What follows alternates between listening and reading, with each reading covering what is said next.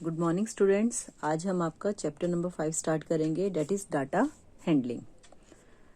Now what is data handling? Data handling means collection of datas, ठीक है, collection of informations और फिर उसको डाटा की फॉर्म में रिप्रेजेंट करना।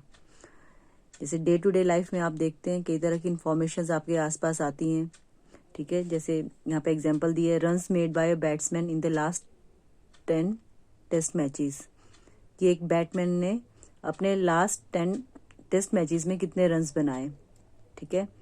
या number of wickets taken by bowler in the last 10 ODI one day internationals, ठीक है, कि कितनी विकेट्स ली किसी बॉलर ने अपने 10 ओडीआईज में।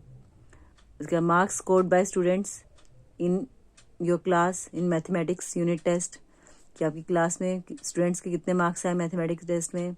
या number of story books read by each of your friend, कि आपके फ्रेंड्स ने कितनी स्टोरी बुक्स पढ़ी। तो ये जितनी भी इंफॉर्मेशन कलेक्ट होती है तो उसको हम बोलते हैं डाटा, ठीक है। क्या बोलते हैं? Data.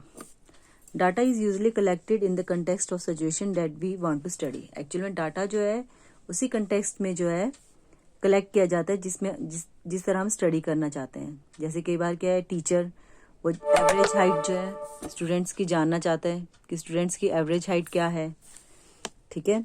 To find this she writes the height of all the students in her class. वो फाइंड आउट करने के लिए वो सभी बच्चों की क्या करती है, हाइट जो है उसको नोट करती है और फिर उसको बाद में ऑर्गेनाइज करती है इन ए सिस्टमेटिक मैनर, कि कितने बच्चों की हाइट इतनी है या इतनी है, ठीक है। तो कई बार क्या होता है, हम डाटा को ग्राफिकली रिप्रेजेंट करते हैं, ग्राफिकली या ग्राफ्स की फॉर्म में रिप्रेजेंट करते हैं। किसके लिए? To give a clear idea what it represent, कि वो क्या रिप्रेजेंट कर रहा है उसके बारे में क्लियर आइडिया लेने के लिए, ठीक है। आपने पिछली क्लासेस में इस तरह से ग्राफ पढ़े होंगे जिसको आप पिक्चोग्राफ बोलते हैं, जिसमें पिक्चर शो करते हैं। जैसे ग्राफ है कार्स का, कि कार्स की किस तरह से सेल हुई, किस महीने में कितनी सेल हुई। जैसे एक कार जो है वो 100 कार्स को रिप्रेजेंट कर रही है, ठीक है। यहाँ पर एक कार बनाई है, यहाँ पे ऊपर लिखा है 100 कार्स, तो मतलब एक सिंबल जो है डेट स्टैंड फॉर 100 कार्स। अब जुलाई महीने में कितनी कार्स जो है वो सोल्ड आउट हुई, तो 100, ठीक है। दिस वन कार, ये कितनी कार्स को रिप्रेजेंट कर रही है, 100 को। 100 प्लस 100 डेट इज 200।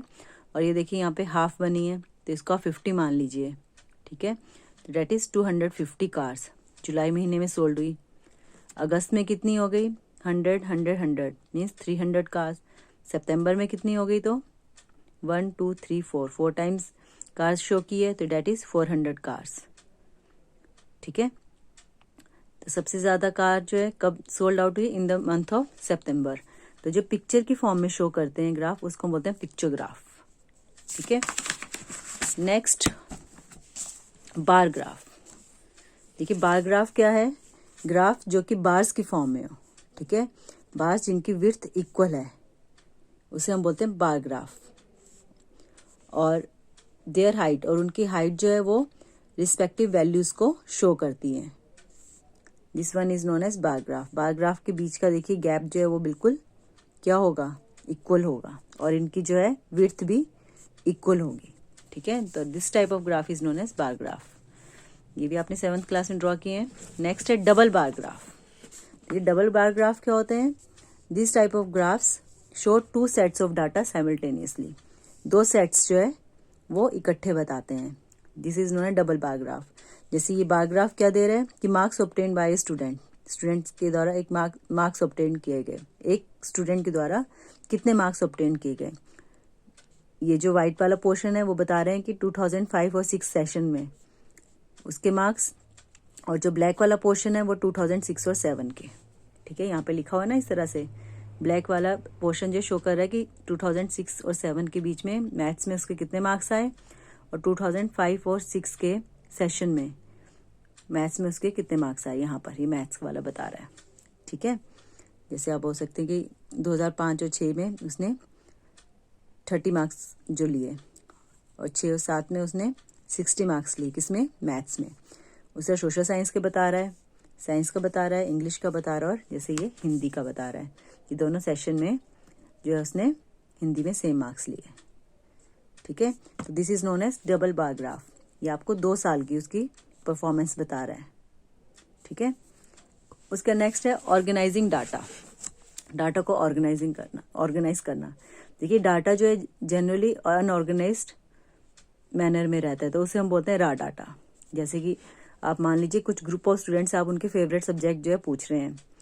आपने एक स्टूडेंट से पूछा, उसने बोला आर्ट्स, फिर एक ने बोला मैथ्स, एक ने बोला साइंस, इंग्लिश, मैथमेटिक्स, इसी तरह से सो ऑन। ठीक है, तो सभी का आपने इस तरह से लिख लिया।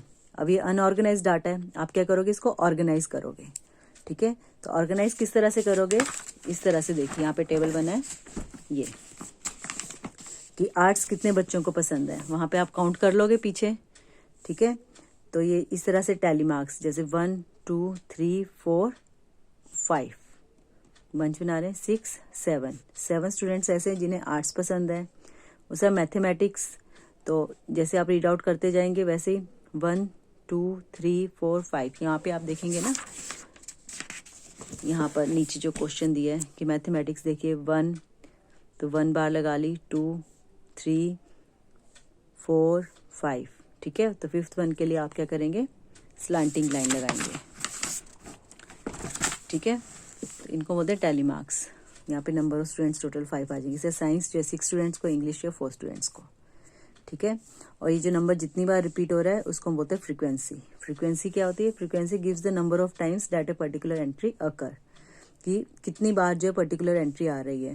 जैसे सबसे ज्यादा फ्रीक्वेंसी पूछी जाए तो किसकी होगी, आर्ट्स की, क्योंकि 7। ठीक है, और सबसे कम फ्रीक्वेंसी किसकी है, इंग्लिश की, ओनली 4। तो फ्रीक्वेंसी क्या होती है, frequency the number of times that a particular entry occur, कि वो पर्टिकुलर एंट्री कितनी बार एंटर हुई, that is known as a frequency. ठीक है, अच्छा नेक्स्ट है ग्रुपिंग डाटा। डाटा को ग्रुप करना। ठीक है, कई बार डाटा इस तरह से है कि जैसे 60 स्टूडेंट्स हैं क्लास 8 के, अब उनके मार्क्स दिए गए हैं आउट ऑफ 50, तो सीधा लिख दिया पहले फर्स्ट स्टूडेंट कितने, सेकंड, थर्ड, फोर्थ, इस तरह 60 स्टूडेंट्स के। ठीक है, और सारा अनऑर्गेनाइज मैनर में है। अब हमें इसे ऑर्गेनाइज करना है, ग्रुप में करना है, तो ग्रुप्स बना लेंगे हम इनके। सबसे पहले लोएस्ट नंबर देख लें, 0, जैसे 0 से 10 के ग्रुप्स बना लिए। ठीक है, जैसे यहाँ पे बना दिए कि 0 से लेकर 10 तक कितने बच्चों के मार्क्स हैं वो देख लिए। 10 से 20 तक कितने बच्चों के मार्क्स हैं, 20 से 30 कितने बच्चों के मार्क्स हैं। अब आप देख रहे होंगे यहाँ भी 10 है, यहाँ भी 10 है, तो आप कौन सा 10 लेंगे, आप जो है यहाँ वाला लोअर क्लास लिमिट वाला लेंगे। देखिए यहाँ पर ये जो है 0 10 10 20, यहाँ जितने भी है इनको बोलते हैं लोअर क्लास लिमिट, और इन्हें बोलते हैं अपर क्लास लिमिट। ठीक है, तो जब बाई चांस 10 आता है तो 10 देखो दोनों जगह, तो आपने दोनों जगह नहीं लेना है, आप 10 जो है वो यहाँ पर लेंगे, इस ग्रुप में लेंगे। उससे अगर बाई चांस 30 आते तो 20 to 30 के बीच में नहीं लेंगे, यहाँ पे लेंगे 20 to 29 के बीच में, 30 यहाँ पर लेंगे। ठीक है, इस तरह से सो ऑन। ठीक है, तो और आपको समझ आ गया lower class limit and upper class limit, और इसका विड्थ क्या है, इसकी विड्थ है 10। ठीक है, उसके बाद नेक्स्ट आता है bars with a difference, bars difference के साथ। ठीक है, अब देखिए कुछ हम इस तरह से ग्राफ बनाते हैं, जैसे यहाँ पे क्लास इंटरवल 0 to 10, 2 10 to 20। ठीक है, इस तरह से वही जो पीछे वाला आपने देखा था मैथमेटिक्स टेस्ट के जो 60 स्टूडेंट्स के जो है मार्क्स, वो इस तरह से दिए थे। ठीक है, तो उसके लिए आप इस तरह से भी बार बना सकते हैं। ठीक है, अब देखिए यहाँ पर इकट्ठे 0 to 10, 10 to 20, 20 to 30, 30 to 40, 40 to 50, 50 to 60। अब आप देख रहे होंगे ये बिल्कुल साथ में, ये बार्स बिल्कुल साथ में, इनके बीच में कोई डिफरेंस नहीं है। तो इस तरह के ग्राफ को हम बोलते हैं हिस्टोग्राम। क्या बोलते हैं, हिस्टोग्राम। देखिए यहाँ पर एक ग्राफ इस तरह से था आपका, ये इसे तो हम बार ग्राफ बोलेंगे, क्यों, क्योंकि बार्स के बीच में डिफरेंस है। ठीक है, बार्स के बीच में डिफरेंस है, लेकिन आप यहाँ देख रहे हैं बार्स के बीच में कोई डिफरेंस नहीं है, तो इस तरह की जो ग्राफ है उनको हम बोलते हैं histogram. Okay, thank you, that's all for the day.